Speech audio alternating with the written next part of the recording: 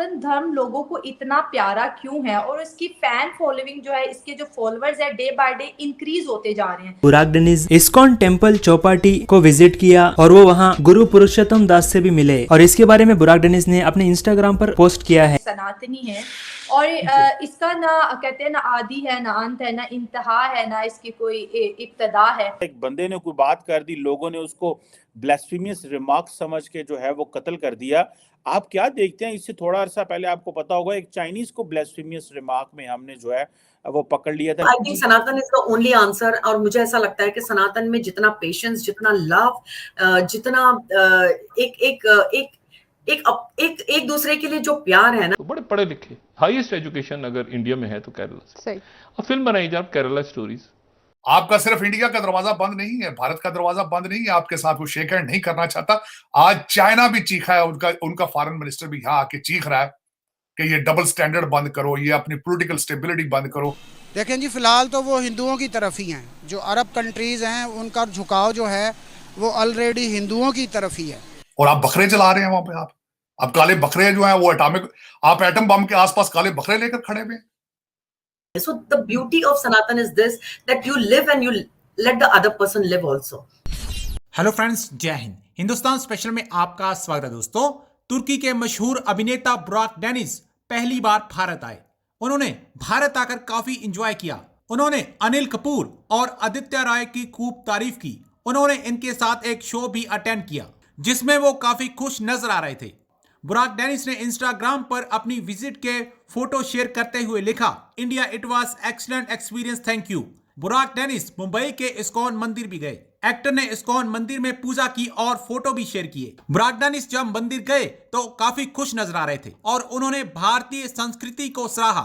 Actor बुराक Dennis के India visit के बाद वो और उनके फैंस काफी खुश नजर आए और कमेंट्स के जरिए उन्होंने एक्टर की खूब तारीफ की।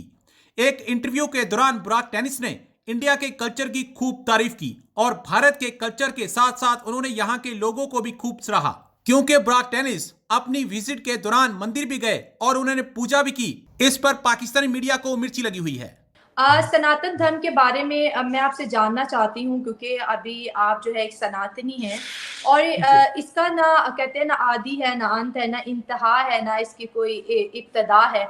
लेकिन उसके बाद भी सनातन धर्म लोगों को इतना प्यारा क्यों है और इसकी फैन फॉलोइंग जो है, इसके जो फॉलोअर्स है डे बाय डे इंक्रीज होते जा रहे हैं। तो मैं आपसे समझना चाहूंगी ऐसा क्यों हो रहा है? मैं ये कहूंगी कि सनातन धर्म जो एक है, इट्स अ वेरी लिबरल, एक लिबरल आउटलुक है। तो आप अगर देखेंगे कि हम इंडियंस तो हैं ही, हम सनातनी तो हैं ही, लेकिन अगर आप आउट ऑफ इंडिया देखेंगे, बहुत सारे लोग इसको अपना रहे हैं बिकॉज ऑफ द फिलॉसफी। जो इसकी जो एक्चुअली एक कोर है ना, ये बहुत ज्यादा एक इट्स वेरी स्पिरिचुअल। बहुत ज्यादा सनातनी लोग अगर आप देखेंगे, अगर आपने तो बहुतों को इंटरव्यू भी किया होगा, आपने देखा भी होगा, इनमें एक ठहराव सा है। So it is very very like people love that.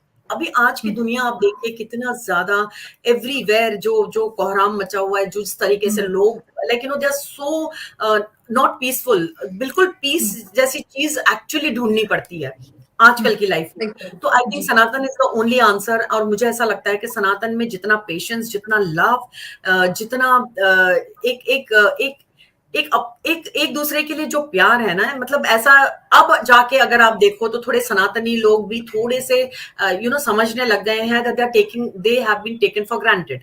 अब ऐसा हो रहा है। Otherwise Sanatan is such a peaceful and such a मतलब एक इंटीमेट दिस विद गॉड है। कोई जरूरी नहीं है कि जो मैं मानती हूँ वो दूसरा अगला इंसान माने, ऐसा बिल्कुल जरूरी नहीं है। So the beauty of Sanatan is this, that you live and you let the other person live also. इसीलिए ये इतना ज्यादा लोगों के साथ में वो हो रहा है। Everybody is getting attracted towards it.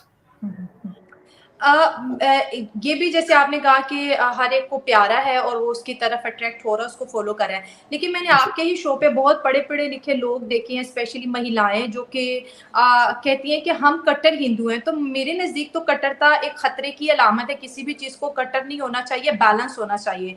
तो आप इस मामले को कैसे देखती हैं? हर यही दूसरा तीसरा बोलता है कि मैं कट्टर हिंदू हूँ, मैं कट्टर हिंदू। तो ये कट्टरता कितनी सही रहेगी और कितने नुकसानात हो सकते हैं इससे?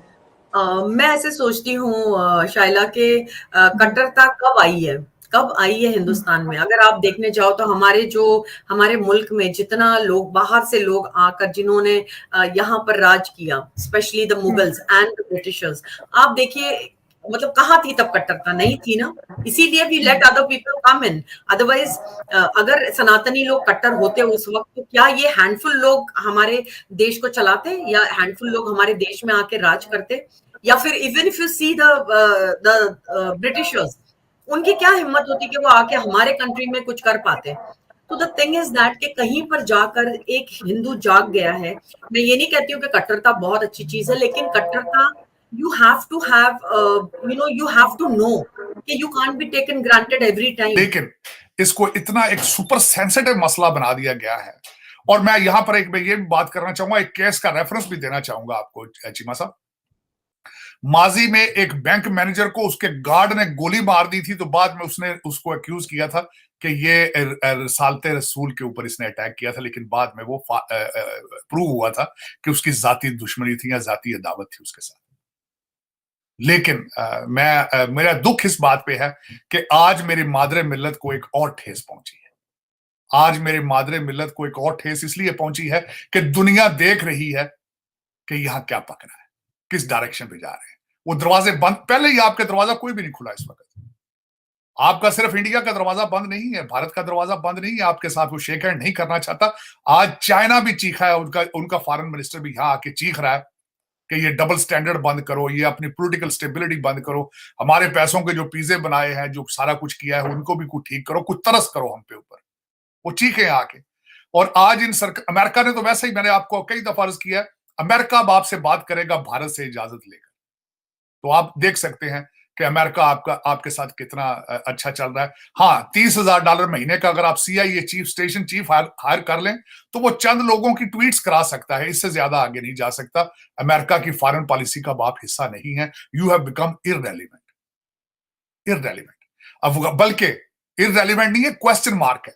उनके अमेरिका की फॉरेन पॉलिसी के ऊपर सबसे बड़ा दाग इस वक्त फॉल ऑफ काबुल है। बल्कि वो ये समझते हैं इस वक्त रिपब्लिकन खासकर कि उस फॉल ऑफ काबुल में आपने उनको धक्के दिए, आप एक बायस बने, आपने उनको धोखा दिया है, आपने उनको बैक स्टैब किया है।